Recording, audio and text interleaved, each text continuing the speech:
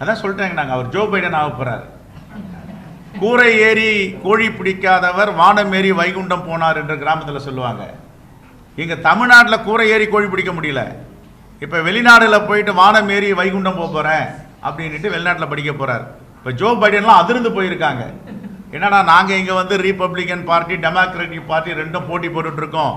இதுக்கிடையில் ஒரு RSS கும்பல் வருது இங்கே வெளிநாட்டுக்கு, நம்ம எப்படி இவரை எதிர்கொள்ள போகிறோன்ட்டு ஜோ பைடனும் ட்ரம்ப்பும் ரொம்ப பயந்து ஆலோசனையில் இறங்கியிருக்காங்க, எப்படி அண்ணாமலை எதிர்கொள்ள போகிறோன்ட்டு.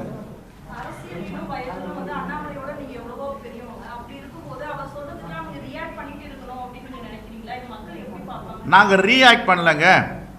நாங்கள் எதையுமே, நான் தான் சொன்னேன் நேற்றுக்கு, நான் தமிழனாக இருந்தாலும் காவேரி பிரச்சனையில் கன்னடனாக இருப்பேன், கன்னட மக்களுக்கு உறுதுணையாக இருப்பேன்னு சொன்னார். நாங்கள் எங்கேயாவது ஒரு இடத்துல பேசியிருக்கோமா? பேசவே இல்லை.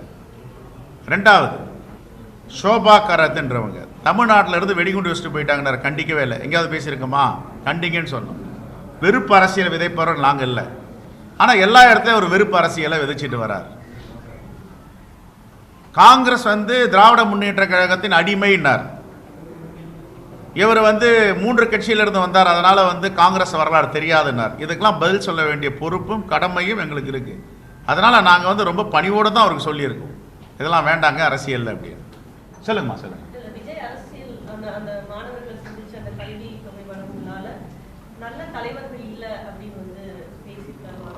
இல்லை, அவருடைய கருத்தை அவர் சொல்லியிருக்கார். எங்கள் கருத்தை சொன்னோம், நல்ல தலைவர்கள் இருக்க வச்சு தான் நல்லாட்சி தமிழ்நாட்டில் நடந்து கொண்டு இருக்கிறது சொல்லியிருக்கோம்.